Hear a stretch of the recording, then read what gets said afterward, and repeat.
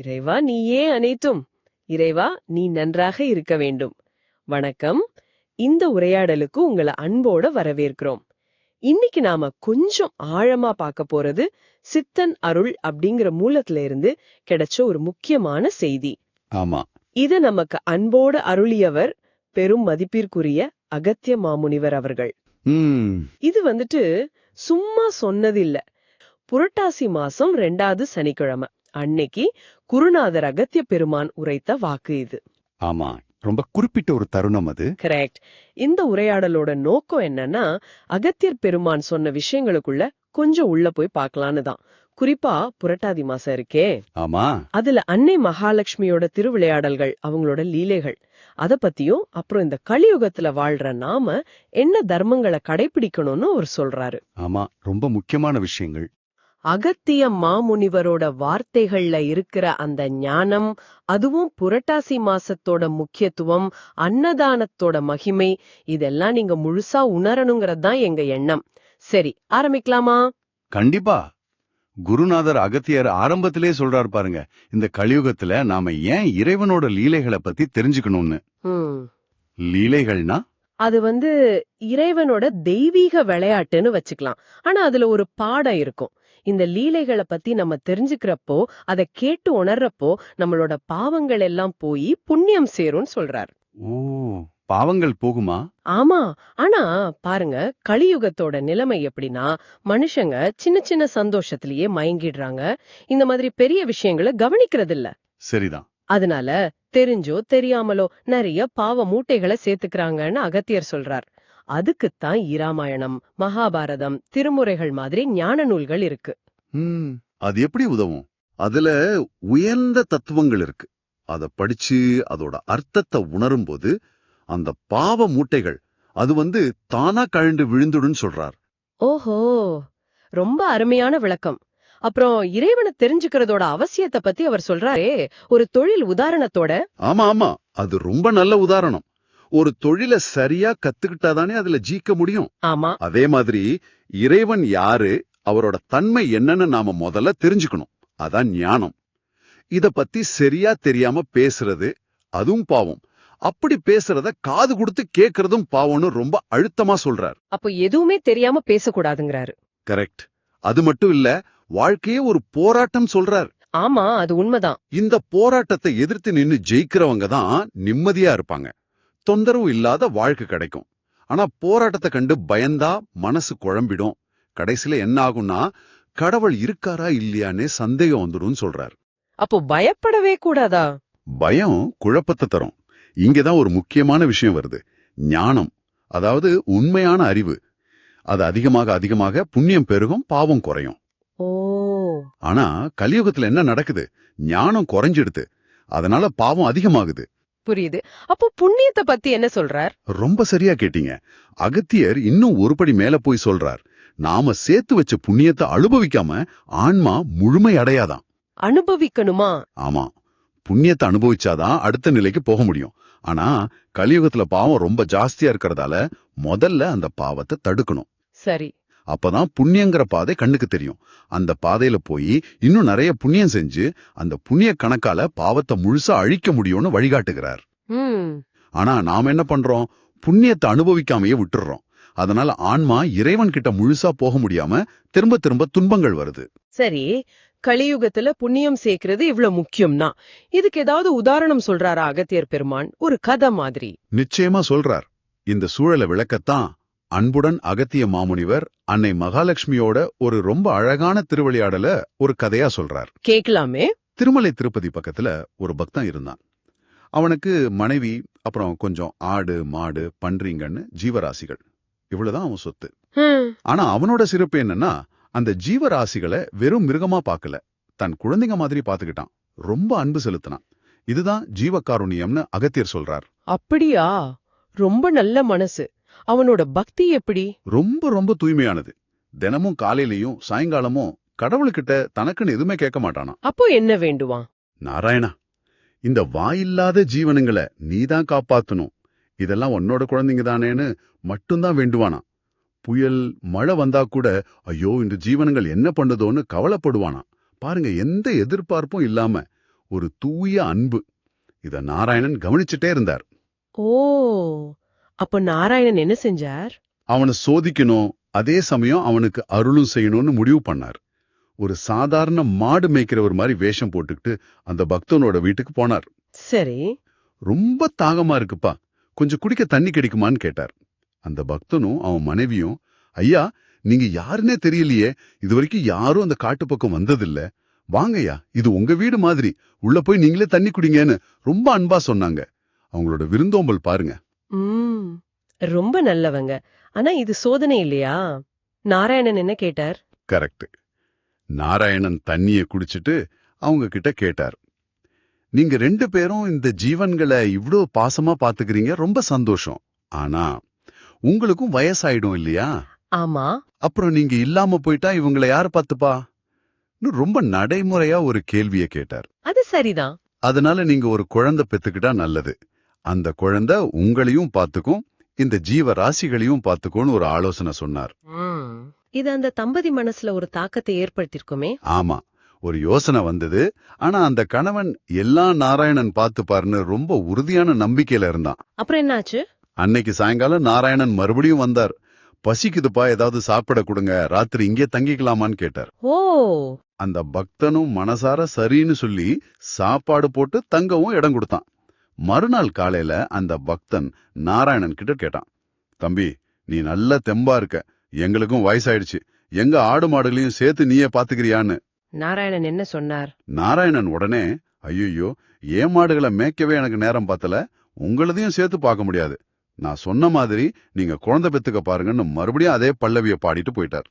இதுவும் அந்த லீலையோட ஒரு பகுதிதான், அவங்கள ஒரு குறிப்பிட்ட திசைக்கு திருப்புறது. இங்கேதான் கதையில ஒரு முக்கியமான திருப்பம் வருமே.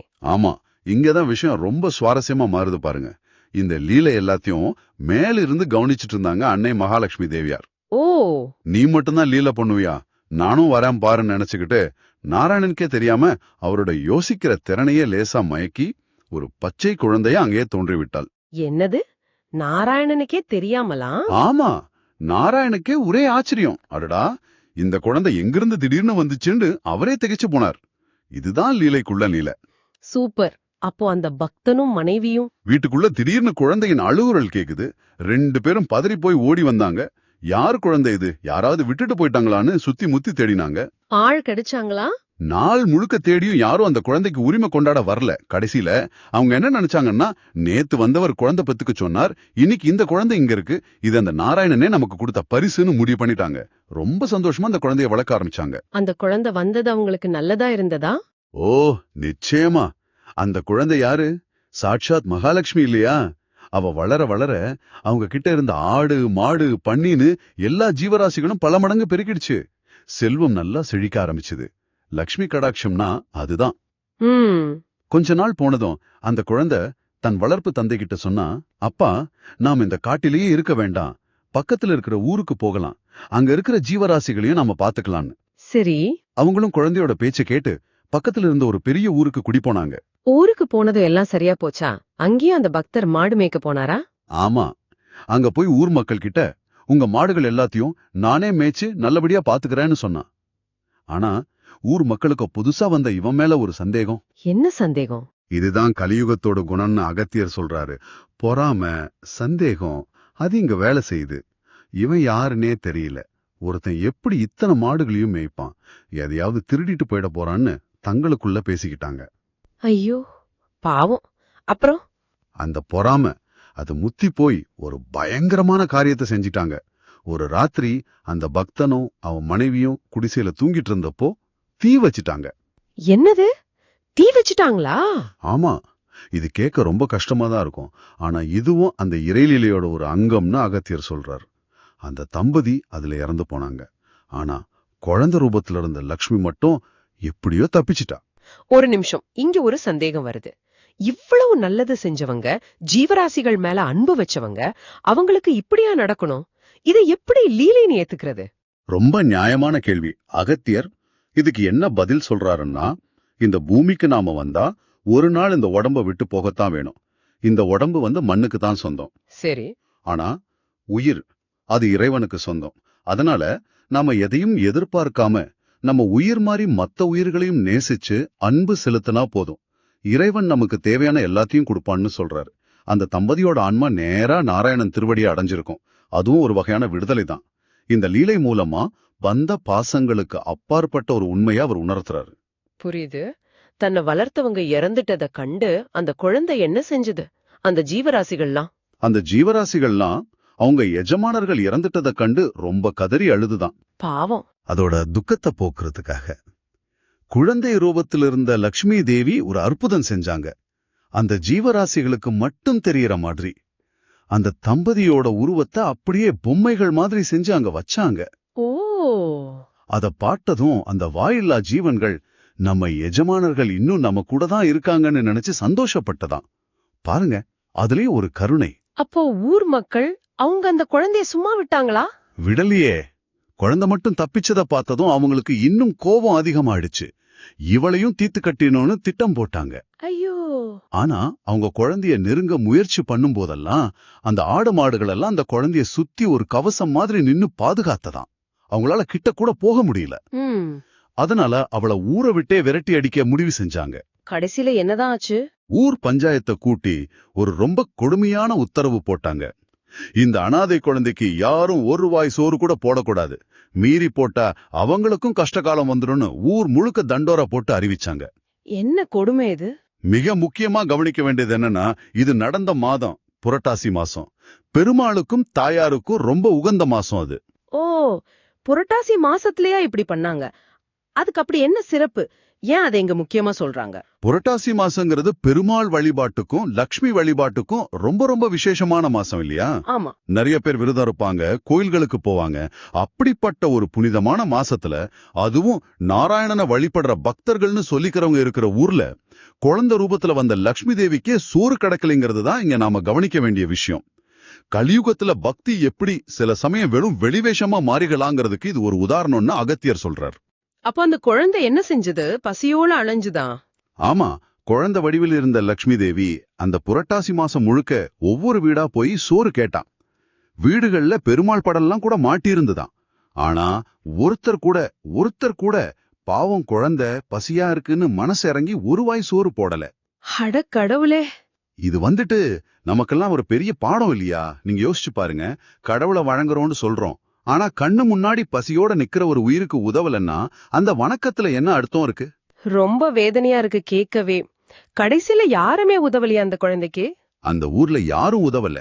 ரொம்ப சோகத்தோட அந்த குழந்தை திருமலைக்கு பக்கத்துல வந்து ஒரு மரத்தடியில சோர்ந்து போய் உட்கார்ந்திருந்தா.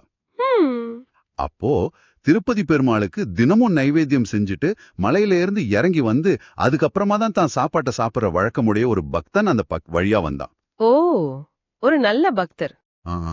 அவன் 7 நாளா விரதம் இருந்து அன்னைக்கு பெருமாளுக்கு படைச்சிட்டு அந்த பிரசாதத்தை சாப்பிடறதுக்காக வந்தவன். அப்போ இந்த குழந்தையோட வாடின முகத்தை பார்த்தான். உடனே குழந்தைகிட்ட போனான். அவன் உதவி செஞ்சானா? செஞ்சான். அவன் அந்த குழந்தைகிட்ட போனான். குழந்தாய், நான் இன்னைக்கு நாராயணனுக்கு படைச்சேன், இந்த பிரசாதத்தையும் நீயும் சாப்பிடுன்னு சொல்லி தன் கிட்ட இருந்த கொஞ்சம் உணவை பகிர்ந்து கொடுத்தான். அப்படா. அந்த குழந்தை ரொம்ப சந்தோஷமா அதை வாங்கி சாப்பிட்டா. சாப்பிட்டு முடிச்சதும் ஒரு பெரிய அதிசயம் நடந்துச்சு. என்ன அதிசயம் அது? அந்த குழந்தை திடீர்னு மறைஞ்சு அன்னை மகாலட்சுமி தன் சுய ரூபத்துல அங்க பிரசன்னமானாள். அடேங்கப்பா. அந்த பக்தன் அப்படியே பிரமிச்சு போயிட்டான். தேவி சொன்னா, அப்பா, நான் தான் லக்ஷ்மி. இந்த ஊர்ல ஒருத்தர் கூட எனக்கு சோறு போடல. இவ்வளவு புனிதமான புரட்டாசி மாசத்துல பசியோடு இருந்த எனக்கு நீ உணவு கொடுத்தான். உனக்கு என்ன வரம் வேணும் கேளு அப்படின்னு கேட்டான். அந்த பக்தன் என்ன கேட்டான்? அந்த பக்தன் பரவசமாகி தாயோட காலடியில விழுந்து, தாயே, வேறென்ன வேணும், உன் அருள் ஒண்ணு மட்டும் போதும்மான்னு வேண்டுனான்.